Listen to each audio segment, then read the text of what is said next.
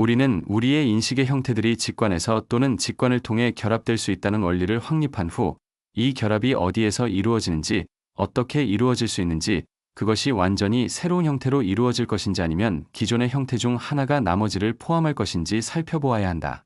이를 위해 우리는 인식의 기본적인 원리로 돌아가서 다양한 경로들의 발전 가능성을 비교해야 한다.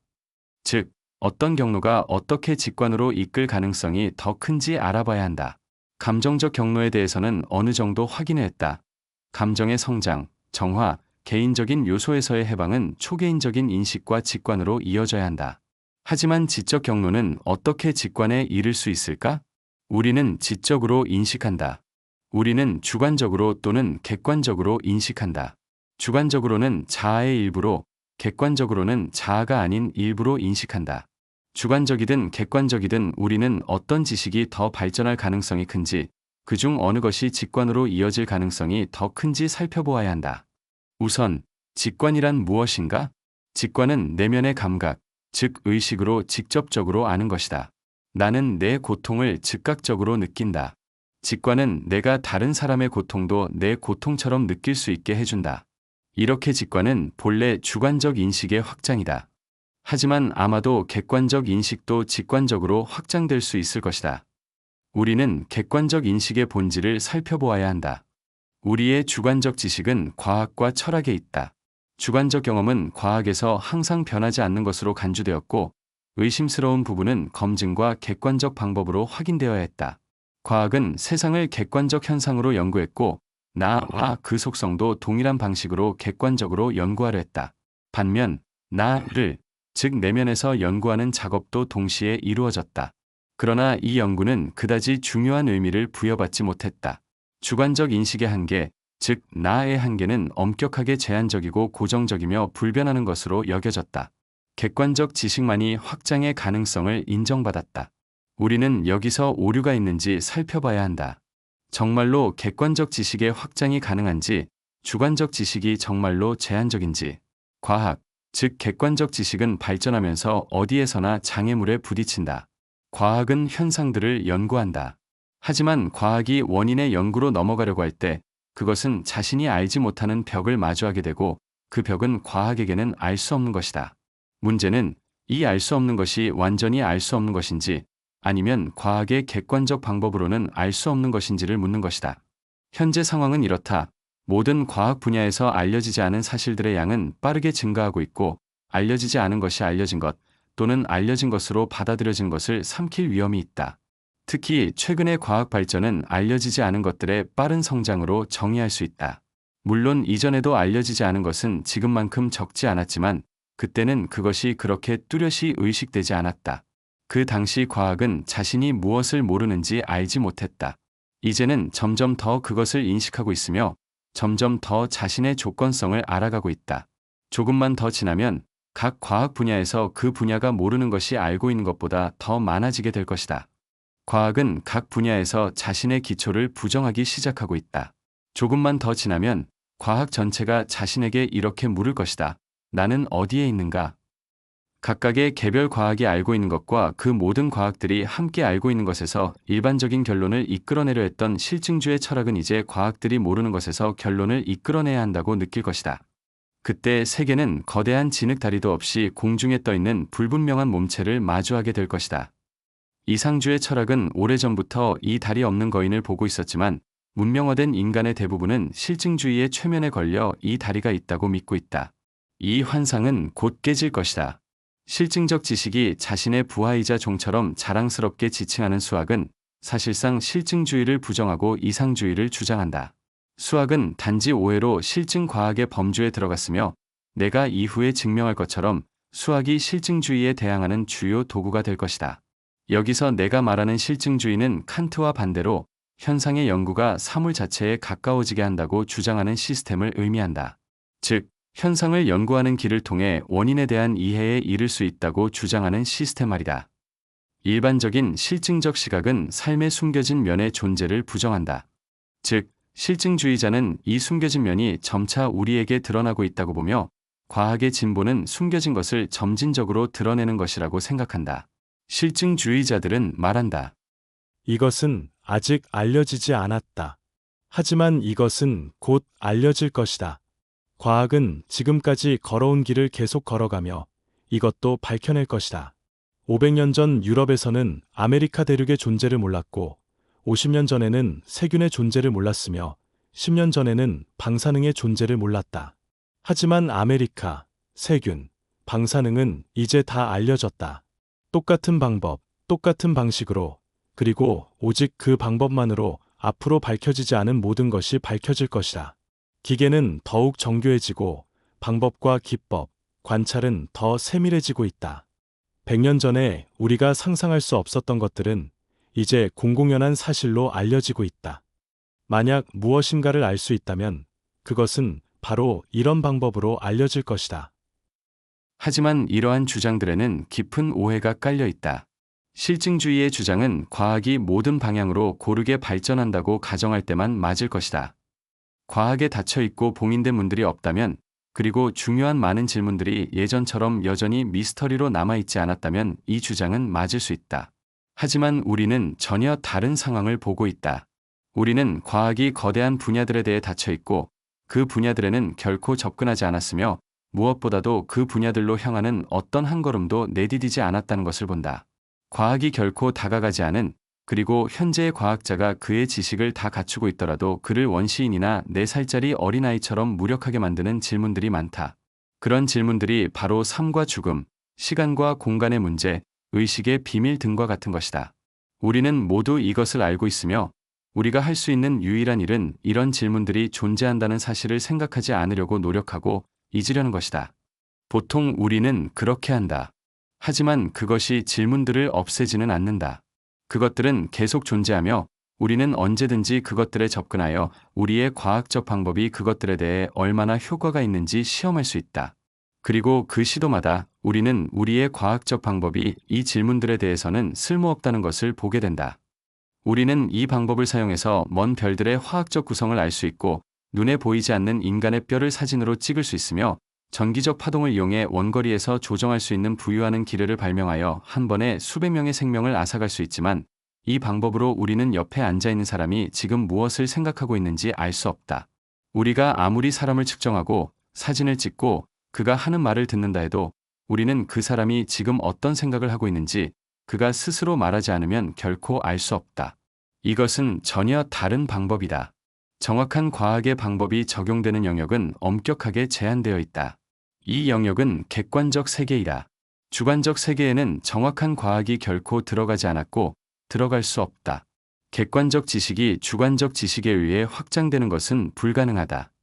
객관적 지식이 아무리 많이 증가하더라도 그것과 주관적 세계 사이의 경계는 여전히 같은 자리에 있다. 만약 과학이 이 방향으로 한 걸음이라도 내딛었거나 주관적인 어떤 것이라도 객관적으로 설명되었다면 우리는 그것이 2걸음, 3걸음, 10걸음, 1000걸음으로 나아갈 수 있다고 인정할 수 있었을 것이다. 그러나 과학은 한 걸음도 내디디지 않았고 따라서 과학이 결코 그 길을 가리라고 생각하기 어렵다. 주관적 세계는 객관적 연구에 대해 닫혀 있으며 그것에는 매우 명확한 이유가 있다. 모든 것이 객관적 존재를 가진 것은 아니라, 즉, 모든 것이 객관화될 수 있는 것은 아니라, 음수는 존재하지만 객관적으로 존재하지 않는다. 선, 악, 진리, 아름다움, 물질, 운동과 같은 논리적 개념들도 존재하지만 이들은 이 잉크병, 이 테이블, 이 벽처럼 객관적으로 존재하지 않는다. 모든 형이상학적 사실은 존재하지만 객관적으로 존재하지 않는다. 객관적 존재는 매우 좁게 정의된 존재 방식이며 모든 존재를 다 포괄하지 않는다.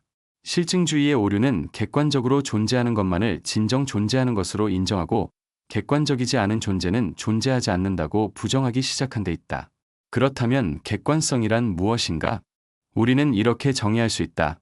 우리 의식의 특성이나 우리 의식이 작동하는 조건들 덕분에 우리는 특정 사실들을 하나의 그룹으로 구별한다.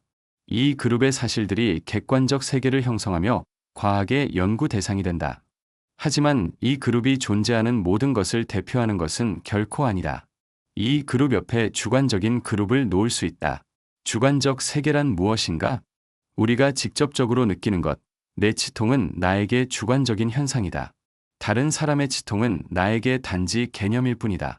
물론 그것은 객관적인 현상들이 동반되거나 그 원인이 될 수 있다. 하지만 그 고통 자체가 다른 사람의 고통이라면 그것은 오직 개념일 뿐이다. 주관적인 것은 내가 직접적으로 내 자신으로서 느끼는 것이다. 주관적인 것은 그것만의 별도의 그룹을 형성한다. 그리고 각 사람마다 이 그룹은 다르다. 어떤 사람은 그 범위가 더 적을 수 있고 다른 사람은 더 넓을 수 있다. 어떤 사람은 하나의 감각, 예를 들어 음악적 감각이 주관적 범위에 포함되지만 다른 사람에게는 이 모든 감각이 단지 개념으로 남아있을 수 있다. 이 과정에서 의심할 여지 없이 주관적 영역은 특별한 교육이나 훈련을 통해 크게 확장될 수 있다. 현대의 일반적인 사람을 본다면 우리는 그에게 모든 것이 객관적, 주관적, 그리고 객관적도 주관적도 아닌 것, 음수의 크기와 같이 개념으로 알게 된 사실들으로 나누어진다고 말할 수 있다. 문제는 지식의 확장이 객관적 경로를 따를 것인지 아니면 주관적 경로를 따를 것인지이다. 많은 사실들에 대해 우리는 객관적 지식이 그쪽으로 확장될 수 없다고 확신할 수 있다. 추상적 개념은 결코 객관적 현상이 될 수 없으며 다른 사람의 생각과 내 생각은 절대로 내게 객관적 현상이 될 수 없다. 마지막으로 나는 제9장에서 썼던 것과는 반대되는 말을 하고 있다. 그곳에서 나는 정신적 현상의 객관적 존재 형태를 찾아내고 그것을 객관적으로 연구할 방법을 개발해야 한다고 썼다. 즉, 나는 현재 우리가 주관적으로 인식하는 것에서 객관적 존재를 찾는 것이 가능하다고 인정했다. 나는 실증적 방법을 정신적 현상을 연구하는 데 사용되는 방법으로 인정했으며 우리가 무엇인가를 발견해야 한다면 이 방법을 통해서만 발견할 수 있다고 믿었다. 이제 나는 그 길이 잘못된 길이라는 것을 본다. 객관적 방법은 의식 현상을 연구하기에 불충분하고 부적합하다. 다른 방법이 필요하다. 모든 것이 우리에게 말해주고 있다. 실증적 방법은 오직 특정한 조건적 방향으로만 나아갈 수 있다는 것을. 과학은 주관적 인식을 객관적으로 연구하는 방향으로 한 걸음도 내딛지 않았으며 분명히 한 걸음도 내디딜 수 없다. 그리고 객관적 지식은 주관적 지식에 기반하고 있으며 주관적 지식 없이 존재할 수 없다. 반면 주관적 지식은 객관적 지식 없이도 충분히 존재할 수 있다. 객관적 지식의 본질을 엄격히 분석해보면 그것이 주관적 요소들로 구성되어 있다는 것을 알 수 있다. 우리는 이미 공간과 시간에 대해 이야기하며 그런 분석을 부분적으로 진행했다. 공간에서의 확장과 시간에서의 존재는 객관적 존재의 첫 번째 조건이다. 그럼에도 불구하고 공간에서의 물체의 확장과 시간에서의 물체의 존재는 물체를 인식하는 주체에 의해 만들어진 형태이지 물체 자체에 속하지 않는다. 이 마지막 주장은 우리가 미세한 물질 상태들에 대한 가설이나 에너지적, 정신물리적 방출 등의 모든 가설들과 작별을 고하게 만든다. 이러한 모든 가설들은 공통적인 결함을 갖고 있다. 그것들은 물질성이 물체에 속하는 것이 아니라 물체를 인식하는 우리의 지각에 속한다는 사실을 고려하지 않는다. 또한 물질성은 우리가 그것을 물질적이라고 인식하지 않는 물체에는 속할 수 없다는 사실을 간과한다. 마치 일부 물질성의 성질이 다른 성질 없이 물체에 속할 수 없는 것처럼 말이다. 물질은 원자로 이루어져 있는 것이 아니라 우리의 감각으로 이루어져 있다. 만약 감각이 없다면 물질은 존재하지 않는다. 물질은 무게가 없고 보이지 않으며 질량이 없는 등 말이 안 되는 것이다. 마치 바퀴도 없고 말도 없고 좌석도 없고 차체도 없고 바닥도 없고 지붕도 없고 문도 없는 마차와 같은 것이다. 물질은 우선 3차원적이다. 3차원성은 우리의 지각 방식이다. 4차원의 물질은 사각형인 삼각형처럼 이상한 존재이다. 따라서 생각이나 감정과 같은 주관적 현상들이 객관적으로 존재한다고 상상한 것, 그것도 약간의 물질성을 가지고 있다고 상상한 것은 완전히 헛된 것이다. 우리는 객관적 지식과 주관적 지식을 가지고 있다. 우리는 두 가지가 발전할 가능성을 살펴봐야 한다. 객관적 지식은 기계 장치와 관찰 및 연구 방법의 개선에 따라 무한히 성장할 수 있다. 그것이 넘지 못하는 유일한 것은 3차원 구의 경계, 즉 공간과 시간의 조건이다. 객관적 지식은 항상 이러한 조건에 종속된다. 아무리 발전된 기계나 장치도 이러한 조건을 넘지 못한다. 객관적 지식은 사실을 연구하는 것이 아니라 사실에 대한 인식만을 연구한다. 반면 주관적 지식은 의식의 사실을 연구하며 우리는 그것들이 유일하게 실제적인 사실임을 알게 되었다. 따라서 객관적 지식은 비현실적, 상상된, 가상적인 세계와 관련이 있으며 주관적 지식은 실제 세계와 관련이 있다. 객관적 지식이 3차원 구의 경계를 넘어서기 위해서는 주관적 지각의 조건이 변화해야 한다. 그것이 없다면 우리의 객관적 지식은 무한한 3차원 구의 경계 안에 갇혀 있다. 그것은 이 구의 반경을 따라 무한히 확장될 수 있지만 3차원 세계의 단면을 넘을 수는 없다. 우리는 이전에 만약 우리의 주관적 지각이 더 제한적이었다면 그에 따라 객관적 지식도 더 제한적일 것이라고 알았다. 개에게 지구의 구형에 대한 개념을 전달할 수 없으며 태양의 무게나 행성들 사이의 거리를 기억하게 할 수 없다. 개의 객관적 지식은 우리의 그것보다 훨씬 개인적이다. 그 이유는 그의 제한된 정신에 있다. 따라서 우리는 객관적 지식이 주관적 지식의 특성에 달려 있다는 것을 알 수 있다. 또는 주관적 지식의 정도가 객관적 지식의 정도를 결정한다고 말할 수 있다. 물론 원시인의 객관적 지식과 허버트 스펜서의 지식 사이에는 엄청난 차이가 있다. 하지만 두 지식 모두 3차원 구의 경계를 넘지 않으며 즉 조건적 비현실적 영역에 있다. 3차원 구를 넘기 위해서는 주관적 지식의 범위를 확장해야 한다. 주관적 지식의 확장은 바로 나의 경계를 확장하는 것이다. 나의 경계를 확장하는 것이 가능할까? 복잡한 인식의 형태를 연구하면 가능하다고 말할 수 있다. 주관적 지식의 확장, 즉 나의 경계 확장은 일반적으로 비나로 인식되는 것을 자신의 나에 포함시키는 것을 의미한다. 나의 경계는 매우 조건적이고 불확정적이다. 동물들은 나를 잘 인식하지 못하며 현재 자신이 원하는 것과 그것을 연결한다. 인간은 나를 자신의 몸으로 제한한다. 세상을 연구하면서 그는 자신의 몸을 비나 영역으로 두고 자신의 내적, 인식하는 중심을 나로 간주한다. 그 후 의식이 확장됨에 따라 다시 나의 확장이 이루어진다. 즉, 우리는 의식의 형태가 변할 때 자기 인식도 변한다고 말할 수 있다. 알렉산드리아의 유명한 철학자 플로티노스는 완전한 인식을 위해서는 주체와 객체가 결합해야 한다고 주장했다. 즉, 이성적인 존재와 이해되는 대상은 분리되어서는 안 된다고 말했다. 왜냐하면 보는 사람은 그가 보는 대상이 되기 때문이다. 여기서 보는 것은 물론 직관의 의미로 이해해야 한다. 의식의 상태에는 어떤 것들이 있을까? 인도 철학은 의식의 4가지 상태를 구분한다. 잠, 꿈, 깨어있는 의식, 그리고 절대 의식 상태인 투르야. 우리의 용어로는 이 4가지 의식 상태는 다음과 같다.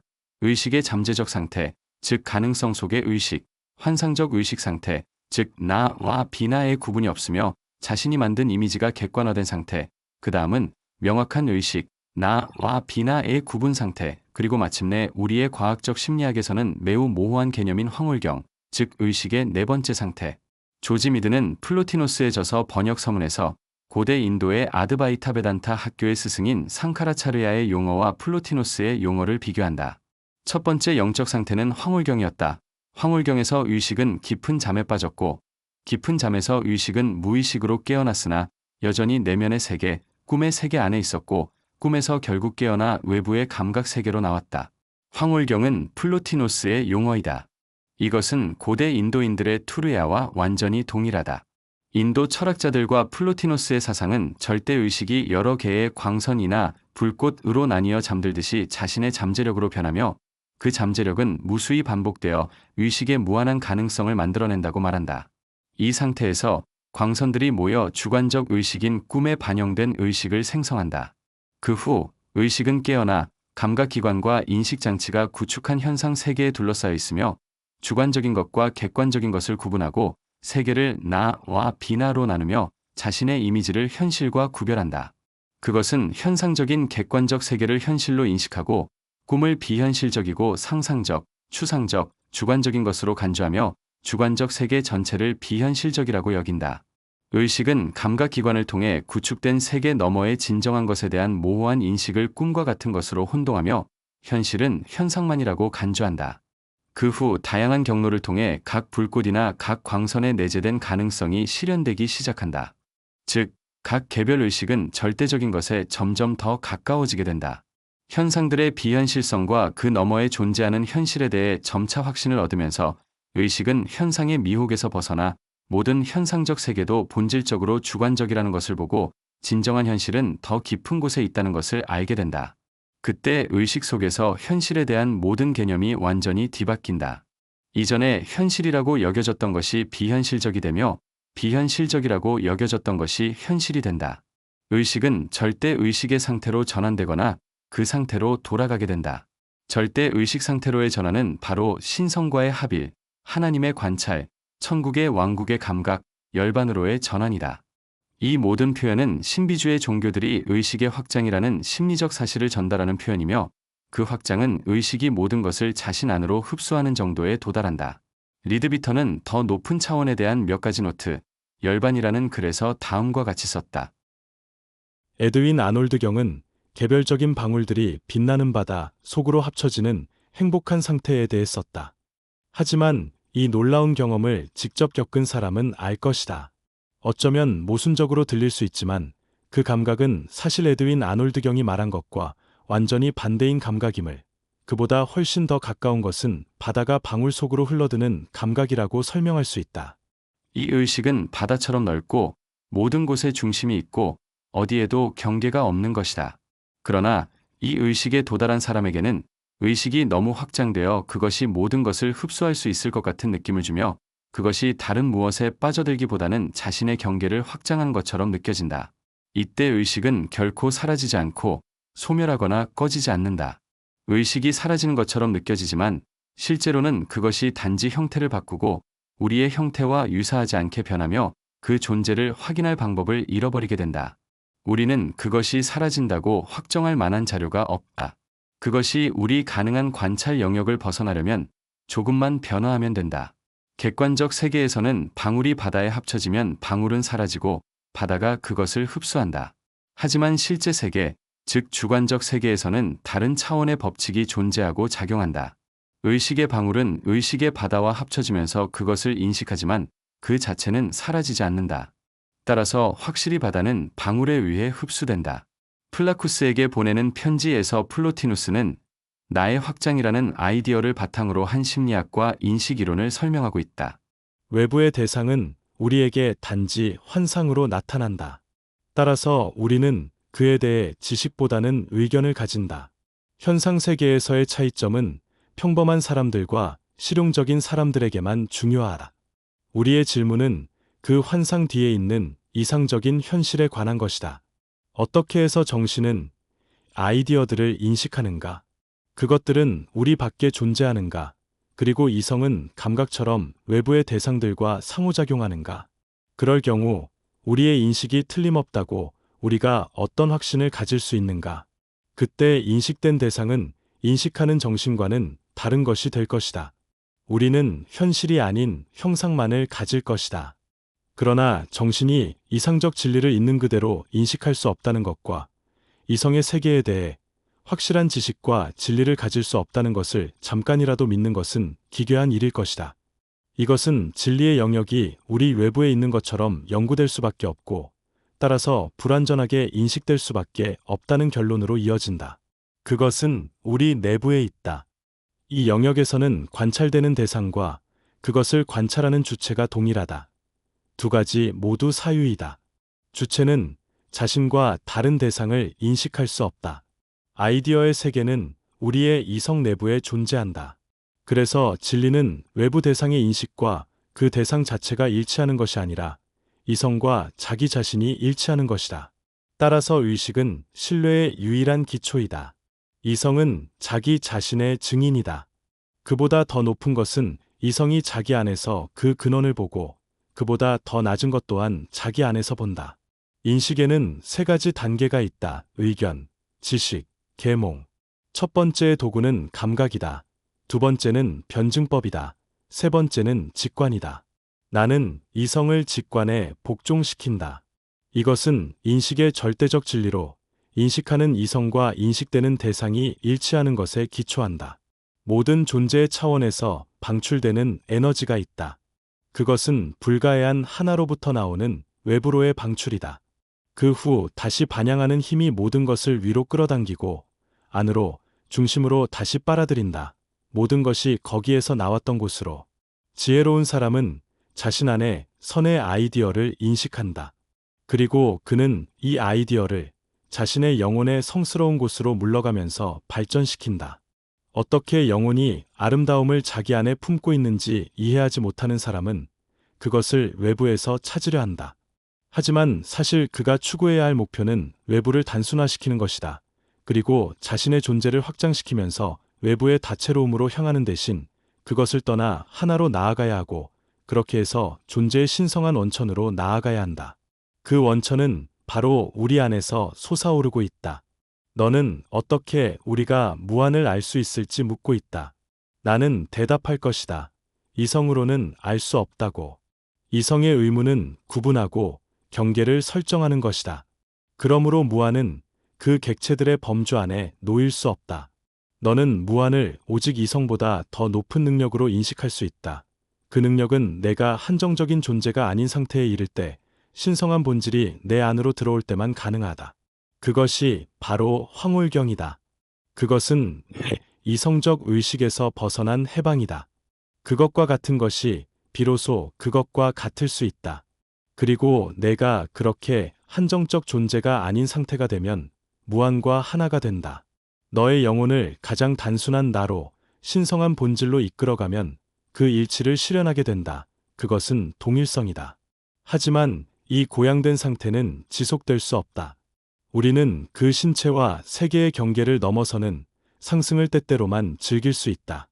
나는 그것을 지금까지 단 3번 경험했으며, 포르피리우스는 단 한 번도 경험하지 못했다. 모든 이들이 마음의 정화와 고향을 향해 나아가고 있다면 그들은 이 성취를 도와주고 이 행복한 순간들로 가까워지게 할 것이다. 이것을 이루는 여러 길이 있다. 시인의 영혼을 고양시키는 아름다움에 대한 사랑, 철학자의 자부심인 과학적 상승, 하나에 대한 헌신, 도덕적 순수함 속에서 완전함을 향해 나아가는 경건한 영혼의 사랑과 기도가 그것이다. 이것들은 현실과 특수성을 넘어선 저 높은 곳, 무한자의 직접적인 현존 앞으로 우리를 이끄는 위대한 대로들이다. 플로티노는 그의 다른 저서에서 황홀경적 인식을 더 정확히 정의하며 그 속성들을 제시한다. 이 속성들은 주관적 인식의 무한한 확장에 관한 것임을 분명히 보여준다. 플로티노는 말한다. 우리가 하나님을 볼 때 우리는 그것을 이성으로 보는 것이 아니라 이성보다 더 높은 무엇으로 본다. 그런 방식으로 보는 사람에 대해서는 사실 그가 보고 있다고 말할 수 없다. 왜냐하면 그는 보는 것과 보는 사람, 두 가지를 구별하지 않기 때문이다. 그는 완전히 변하고 자기 자신을 잃어버리며 나의 어떤 것도 보존하지 않는다. 하나님에 의해 흡수된 그는 하나님과 하나가 되어 둘의 중심이 일치한 원이 중심처럼 된다.